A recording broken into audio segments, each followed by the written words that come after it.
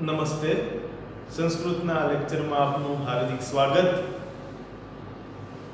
ગયા લેક્ચરમાં આપણે સંસ્કૃત ભાષાના ઇતિહાસની અને સંસ્કૃત સાહિત્યની વાત કરી અને સાથે વંદના કાવ્ય છે તેના પહેલા બે શ્લોક જે છે તેની પણ આપણે ચર્ચા કરી ચૂક્યા છીએ. યાદ કરી લઈએ પહેલા બે શ્લોક જેને આપણે યાદ કરવાના, પાકા કરવાના અને લખવાના પણ કહ્યા હતા.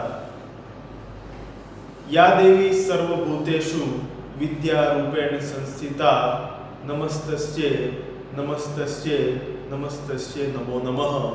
અને બીજો શ્લોક હતો કે પઠામિ સંસ્કૃતમ નિત્યમ વદામિ સંસ્કૃતમ સદા ધ્યાયામિ સંસ્કૃત સમ્યકમ વંદે સંસ્કૃત માતરમ. સંસ્કૃત ભાષાનું મહત્વ અને માં સરસ્વતી, માં શારદાના ગુણગાનની વાત જે છે તે આપણે આ શ્લોકમાં કરી ચૂક્યા હતા.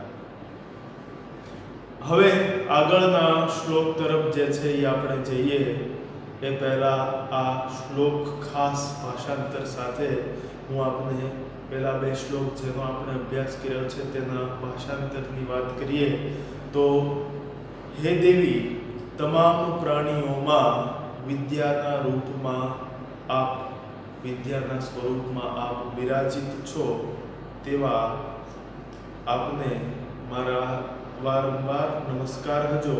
તો સાથે બીજા શ્લોકના ભાષાંતરમાં જોઈ ચૂક્યા હતા કે હું હંમેશા સંસ્કૃત ભણું છું, હું હંમેશા સંસ્કૃત બોલું છું, હું સારી રીતે સંસ્કૃતનું ધ્યાન ધરું છું, તેવી હે સંસ્કૃત માતા આપને વંદન. આ બે શ્લોક જોયા. આગળના શ્લોક તરફ જે છે એ આપણે હવે જઈએ. ત્રીજો શ્લોક જેની વાત આપણે કરવાના છીએ, હું અહીંયા બોર્ડ પર સાથે લખું છું, આપ પણ નોટ ડાઉન કરતા રહેશો. ભાષાંતર શબ્દ સમજૂતી સાથે ત્રીજા શ્લોકને આવો સૌ સાથે મળી સમજવાનો પ્રયત્ન કરીએ.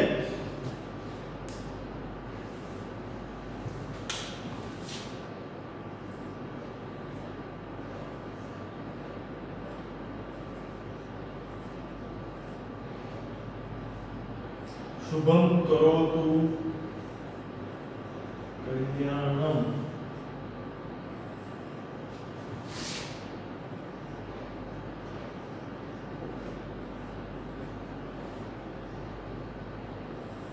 આરોગ્યમ આરોગ્યમ ધન સંપદમ.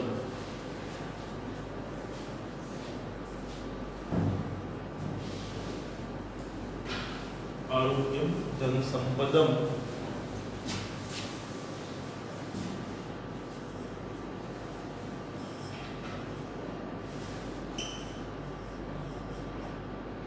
શત્રુ બુદ્ધિ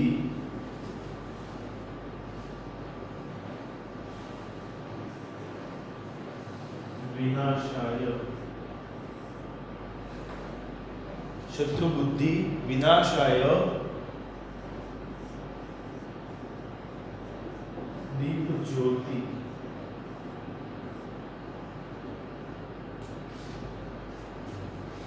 દીપ જ્યોતિ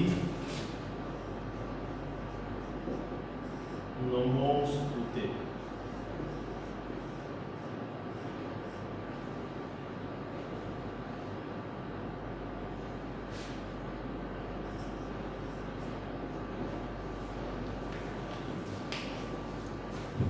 અહીંયા આ શ્લોક જે છે એ લખ્યો છે, શુભમ કરોતુ કલ્યાણમ આરોગ્યમ ધન સંપદા શત્રુ બુદ્ધિ વિનાશાય દીપ જ્યોતિ નમોસ્તુતે. હવે આ શ્લોક આપને પાકો કરવાનો છે, સાથે એના ભાષાંતરની પણ આપણે વાત કરવાના છીએ, શબ્દાર્થની પણ આપણે જે છે ચર્ચા કરવાના છીએ.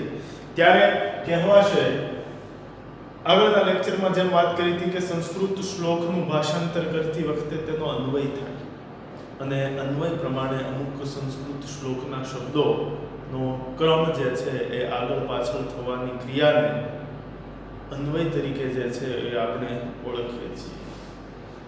દીપ જ્યોતિ. દીપ જ્યોતિ એટલે દીવાની જ્યોત. સવારે સાંજે આપણા ઘરે આરતીના વખતે સુંદર મજાની દીવાની જ્યોતને પ્રજ્વલિત કરવામાં આવે અને ઈશ્વરની ઈષ્ટદેવની આપણે સૌ આરાધના કરીએ છીએ, ત્યારે આ ઘરે પ્રજ્વલિત કરેલો, ઘર આંગણાના મંદિરમાં પ્રજ્વલિત કરેલો દીપ અને એ દીવાની જ્યોત આપણા સભ્ય સંસ્કૃત સંસ્કારી ભારત દેશ, આપણી જે સંસ્કૃતિ છે એ સંસ્કૃતિ પ્રણાલી રસમ અનુસાર કોઈ પણ શુભ કાર્યની શરૂઆત જ્યારે કરવામાં આવે છે ત્યારે શરૂઆતમાં હર હંમેશ એક જ્ઞાનનો દીપક જે છે તે પ્રજ્વલિત કરવામાં આવે છે અને પ્રજ્વલિત કરેલો દીપકની જ્યોતની ઉષ્મા અને ઉર્જા દ્વારા સર્વત્ર સુખ સંપત્તિ સાહેબી અને શુભ મંગલકારી વિચારોની પ્રાપ્તિ આપણને થાય એ માટે થઈ અને દીવાની જ્યોત જે છે એ સૌ પ્રજ્વલિત કરતા હોય છે. સવાર સાંજ, સવારની આરતીના વખતે અને સાંજની સંધ્યાની આરતીના સમયે આપણે દીપ પ્રજ્વલિત કરીએ છીએ. એ સાથે જો આ શ્લોક બોલવામાં આવે તો ખૂબ કલ્યાણ, ખૂબ મંગલ આપણા ઘરનું, પરિવારનું જે છે એ થાય તેવા સુંદર ભાવો આ શ્લોકમાં જે છે એ રહેલા છે. દીપ જ્યોતિ, દીપ જ્યોતિ એટલે હે દીવાની જ્યોત. શુભમ કરોતુ, શુભમ કરોતુ એટલે શુભ કરનારી. શુભ એટલે મંગલ જેની સાથે સમાયેલું છે. શુભ એટલે સારી બાબત, કંઈક સારા કાર્યની શરૂઆતનો શુભારંભ જે છે થાય ત્યારે શુભમ કરોતુ શબ્દ સંસ્કૃતમાં જે છે પ્રયુક્ત થાય છે. દીપ જ્યોતિ, હે દીપ જ્યોતિ શુભમ કરોતુ, તું અમારું શુભ કર, કલ્યાણ કરોતિ. કલ્યાણ એટલે કલ્યાણ કરનારી, સાથે આરોગ્ય. આરોગ્ય એટલે આરોગ્ય, તંદુરસ્તી. શરીર સાથે જોડાયેલો આ શબ્દ છે. શરીરનું આરોગ્ય અને તંદુરસ્તી સાથે ધન સંપદમ. ધન એટલે પૈસા, ધન, અને સંપદમ એટલે સંપત્તિ. તો હે કલ્યાણકારી દીવાની જ્યોત, દીપ જ્યોતિ શબ્દથી શરૂઆત થશે અને કહેવાશે કે હે દીવાની જ્યોત શુભમ કરોતુ, શુભ, કલ્યાણ એટલે કલ્યાણ, આરોગ્યમ એટલે આરોગ્યમ, સાથે ધન સંપદમ એટલે ધન અને સંપત્તિ.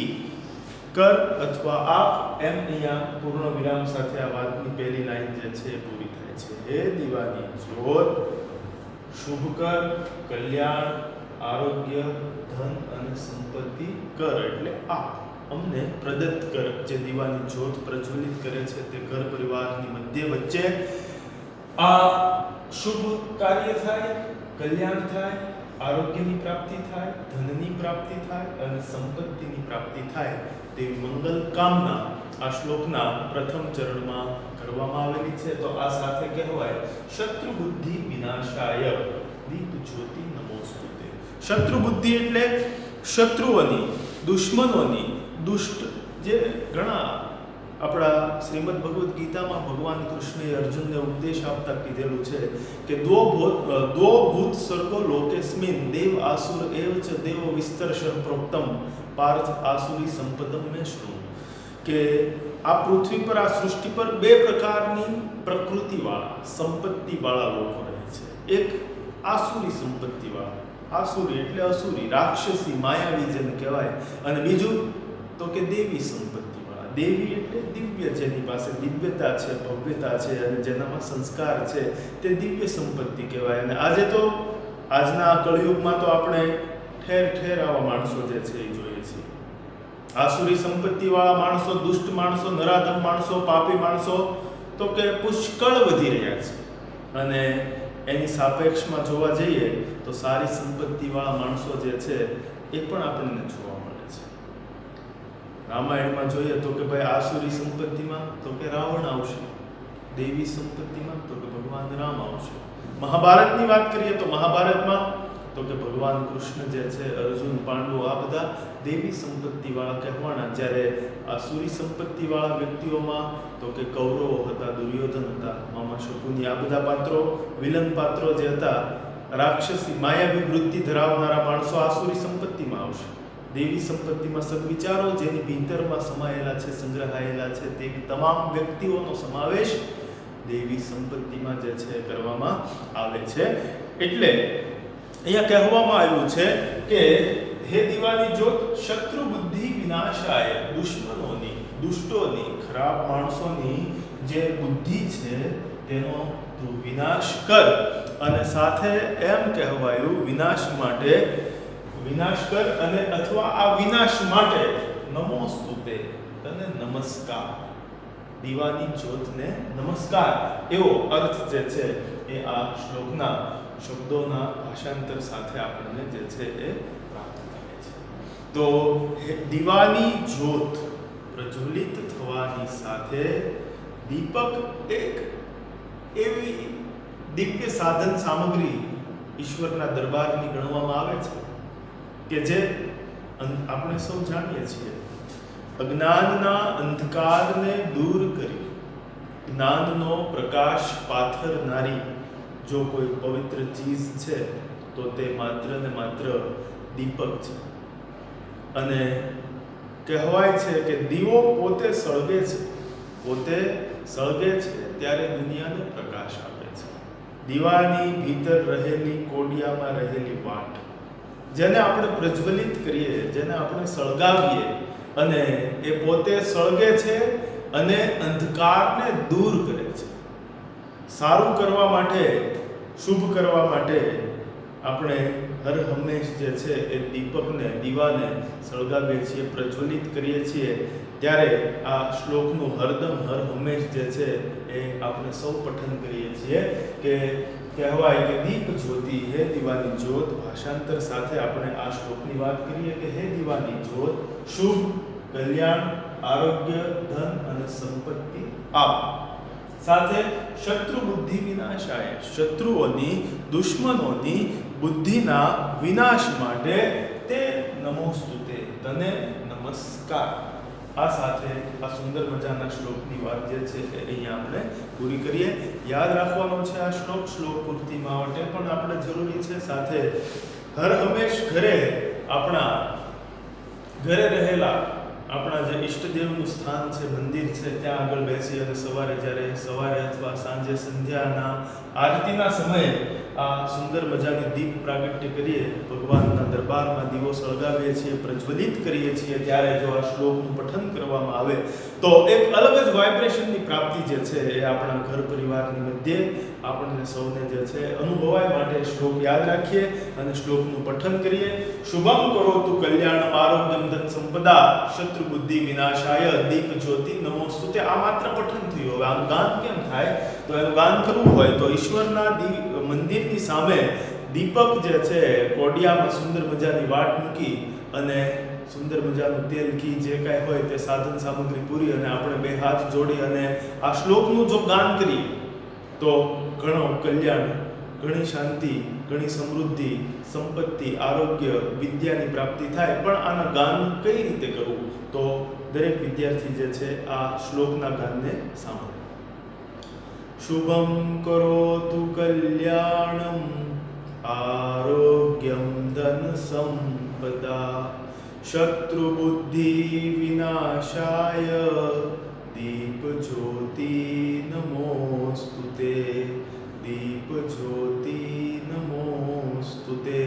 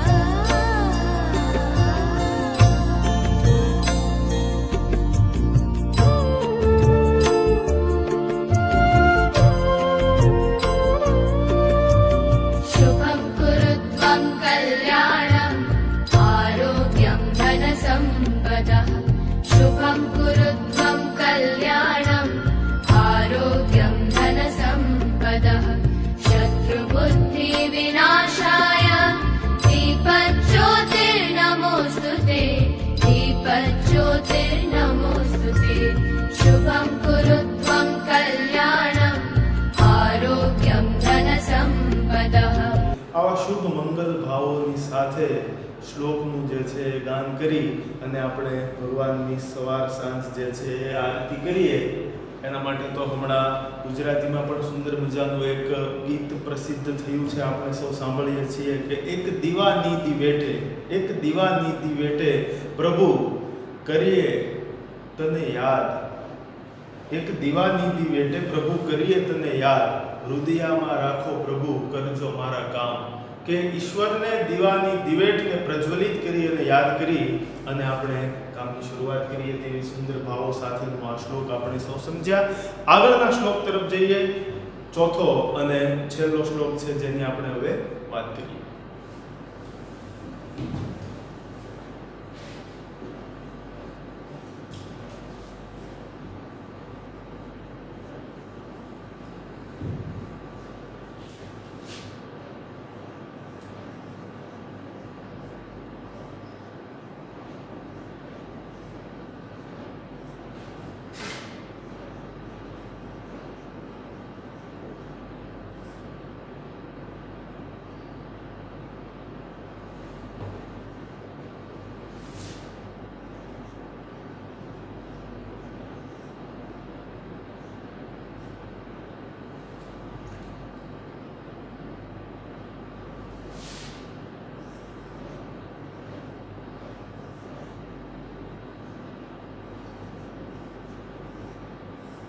મુકમ કરોતિ વાચાલમ પંગુમ લંઘયતે ગિરિમ.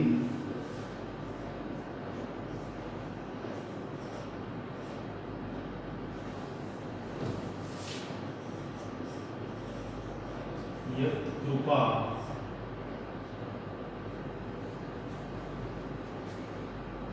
તમહં વંદે.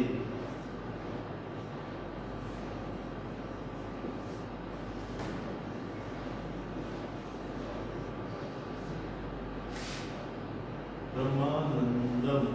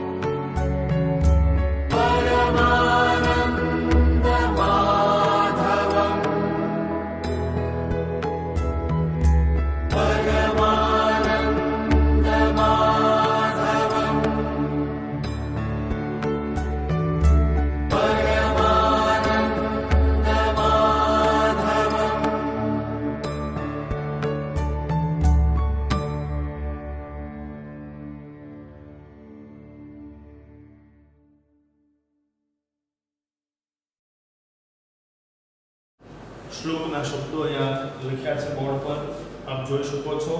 મુકમ કરોતિ વાચાલમ પંગુમ લંઘયતે ગિરિમ યત કૃપા તમહં વંદે પરમાનંદમ માધવમ. પરમાત્માની ઈશ્વરની કૃપાની પ્રાપ્તિ કરવા માટે આ શ્લોકનું વારંવાર જે છે ઉચ્ચારણ કરવું જરૂરી છે. અને જો આ શ્લોક બોલીએ તો ઈશ્વરની કૃપા હર હંમેશ આપણને જે છે પ્રાપ્ત થાય છે. મુકમ કરોતિ વાચાલમ પંગુમ લંઘયતે ગિરિમ યત કૃપા તમહં વંદે પરમાનંદ માધવમ. સંસ્કૃતના આ શ્લોકના અહીંયા પઠનની વાત થઈ. હવે એના ભાષાંતર તરફ આપણે જે છે જઈએ છીએ. પણ સૌથી પહેલા અન્વયનો એક મહત્વપૂર્ણ શબ્દ જે છે તે આગળ આવશે. યત કૃપા. યત કૃપા એટલે એનો અર્થ શું થાય? યત કૃપા એટલે યત વત્તા કૃપા. યત એટલે જેની, કૃપા એટલે કૃપા. જેની કૃપાથી મુકમ કરોતિ વાચાલમ. મુકમ શબ્દનો અર્થ થાય છે મુક. મુક એટલે મૌન. મુક માણસ, ન બોલી શકનાર માણસ કેવો થાય છે? વાચાલમ. વાચાળ થઈ જાય છે. વાચાળ એટલે અતિશય બોલતું થાય.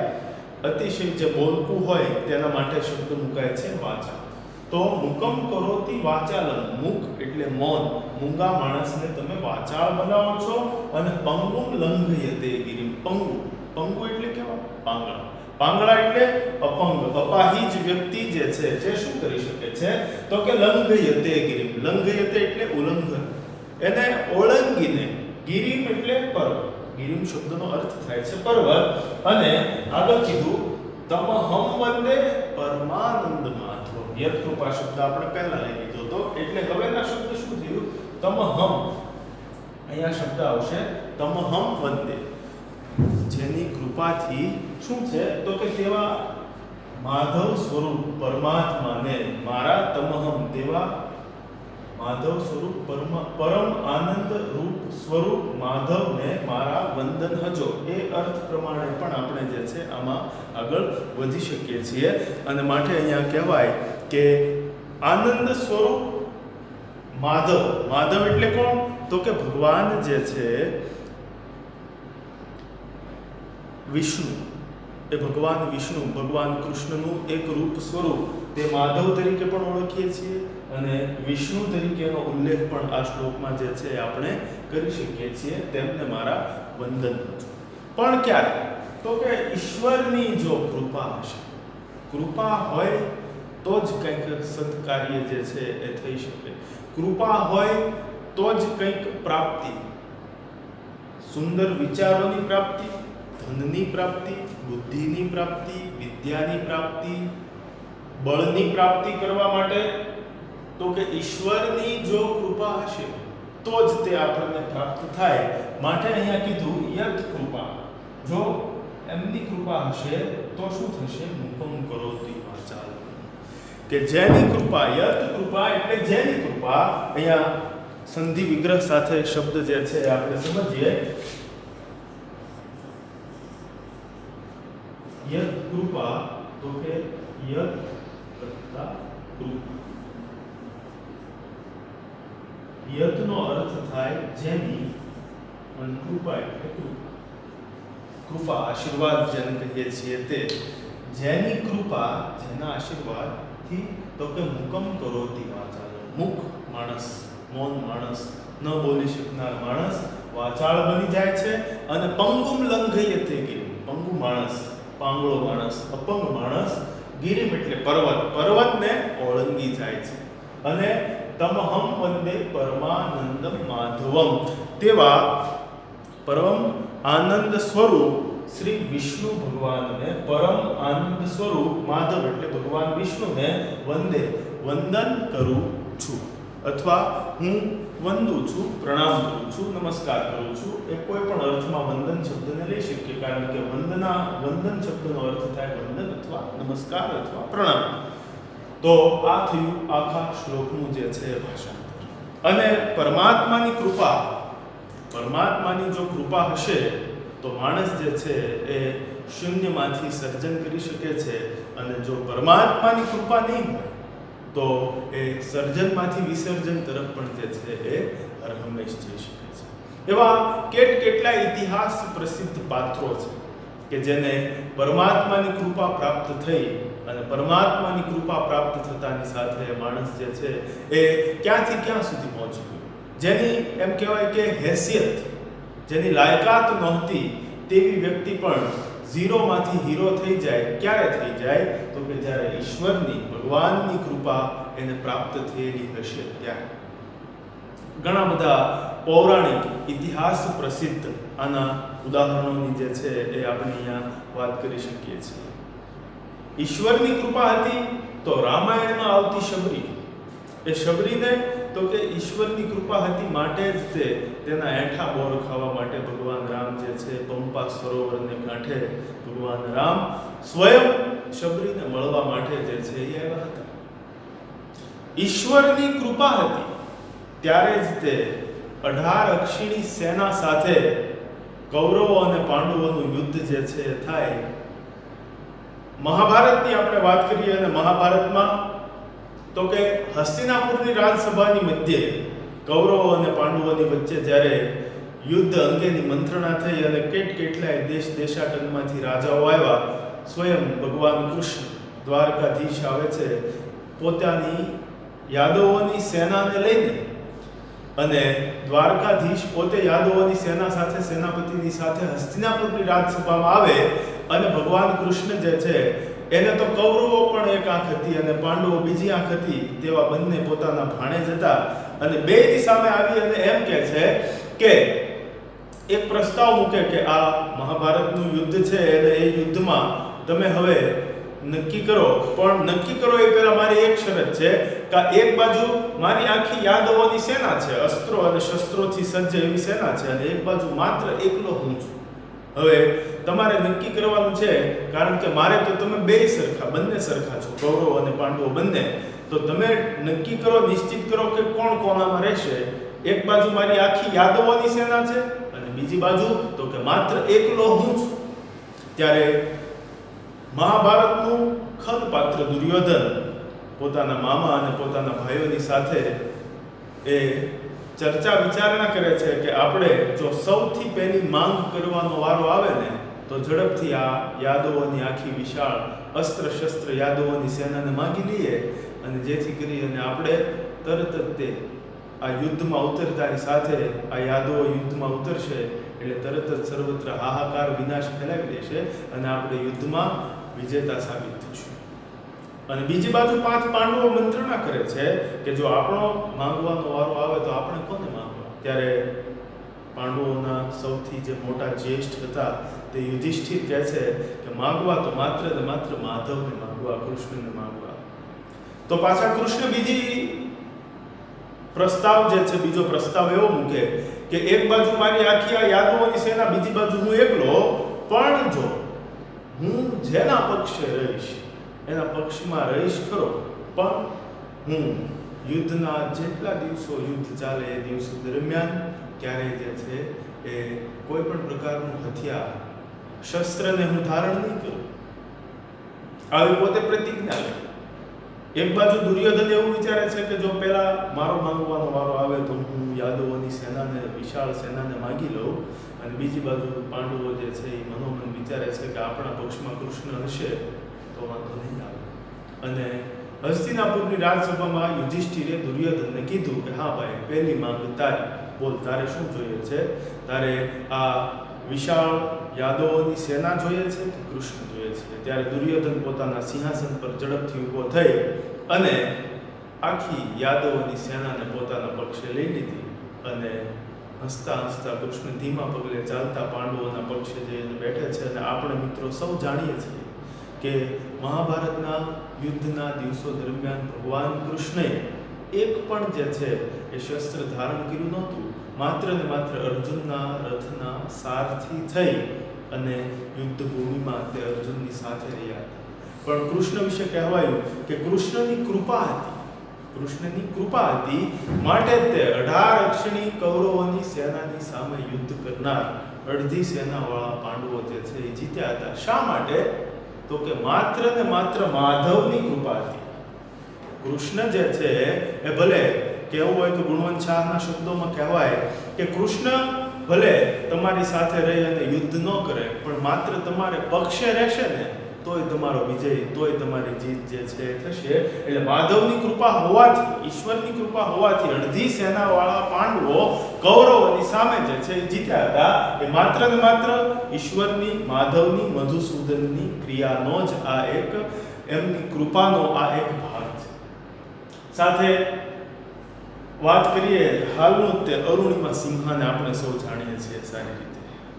એને ઈશ્વરની કૃપા અને અડગ મનનો મુસાફરને હિમાલય નડે નહીં. ઉમાશંકર જોશીએ કીધું કે કદમ હો અસ્થિર એને રસ્તો કદી જડતો નથી અને અડગ મનના મુસાફરને હિમાલય નડતો નથી. મનથી મક્કમ અને ઈશ્વરની કૃપા પ્રાપ્ત થઈ એ કપાયેલા પગવાળી એક આપણી ભારતીય દીકરી છે. અને એ તો કે એ આખા માઉન્ટ એવરેસ્ટને સર કરવાનું સ્વપ્ન સેવે અને છેક ત્યાં સુધી, એ દુર્ગમ સ્થાન સુધી એ પહોંચે છે. એ શા માટે? એના માટે જ કહેવાયું કે પંગુમ લંઘયતે ગિરિમ નામનો એક સુંદર મજાનો ગુજરાતી લેખ પણ છે કે પંગુ, અપંગ માણસ, પાંગળો માણસ પર્વતને ક્યારે ઓળંગી શકે? માત્ર ને માત્ર ઈશ્વરની કૃપા હોય તો.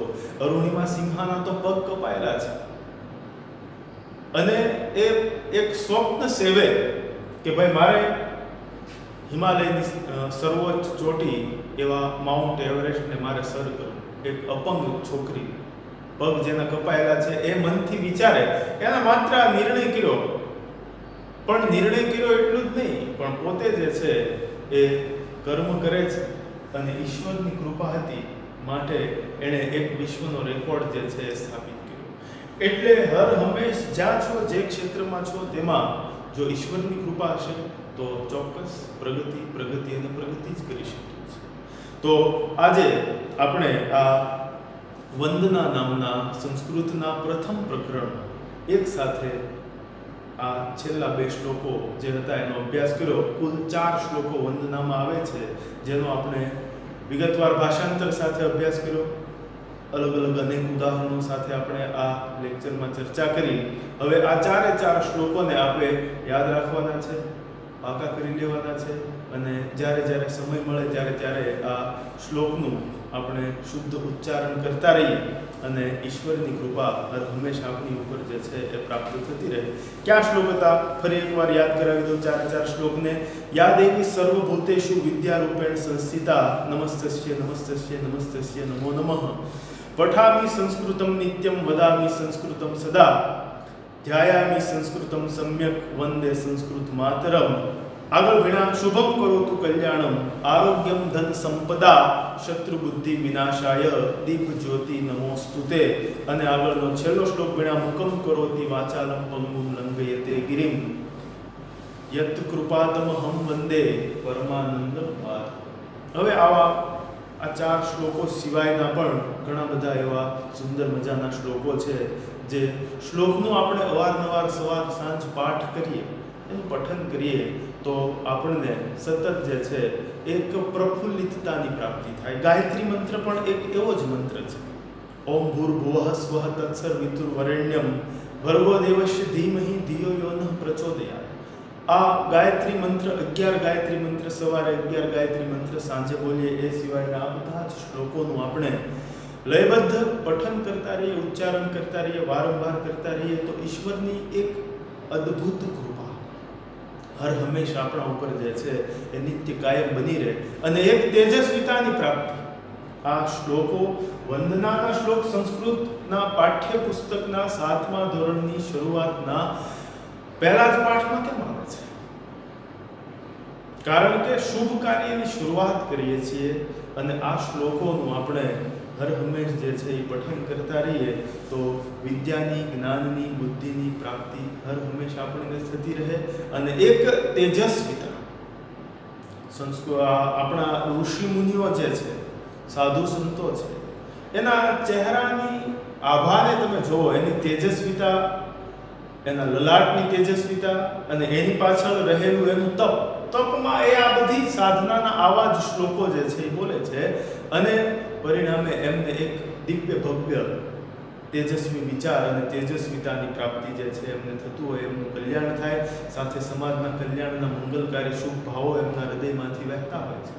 તો આવા જ સુંદર મજાના ભાવો, સુંદર મજાના વિચારો, સદબુદ્ધિ, તેજસ્વીતાની પ્રાપ્તિ કરવા માટે આપણે સંસ્કૃત શ્લોકોનું પઠન કરતા રહેવું જોઈએ. આજના આ લેક્ચરનું હોમવર્ક આપણે હવે લખી લઈએ અને જે તમારે તમારા બુક્સમાં વ્યવસ્થિત કરી લેવાનું રહેશે.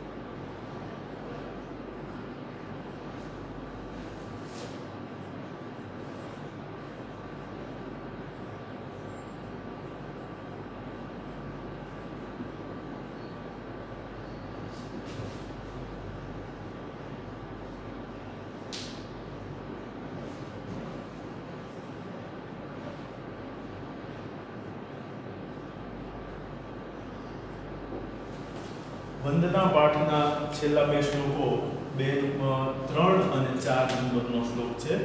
નંબર 3 અને નંબર 4. 3 અને 4 નંબરના જે શ્લોકો છે તે એક શ્લોકને 5 એક શ્લોકને 5 વાર એટલે કુલ 10 વાર થશે આ બે શ્લોક. અને લખાવવાનું એક જ માત્ર કારણ કે લખીશું, જેટલી વાર લખશું એટલી વાર આપણે આ શ્લોકને યાદ કરી લઈશું અને પાકા થઈ જશે. એટલે 5 વાર એક શ્લોક લખવાના છે અને 2 વાર સંસ્કૃતમાંથી એનું ગુજરાતી જે ભાષાંતર થાય છે તે તમારે તમારી હોમવર્ક બુકમાં લખી લેવાનું રહેશે. ત્યાં સુધી આગળ ફરી પાછા નવા વિચારો સાથે ફરી પાછા મળશું. Thank you.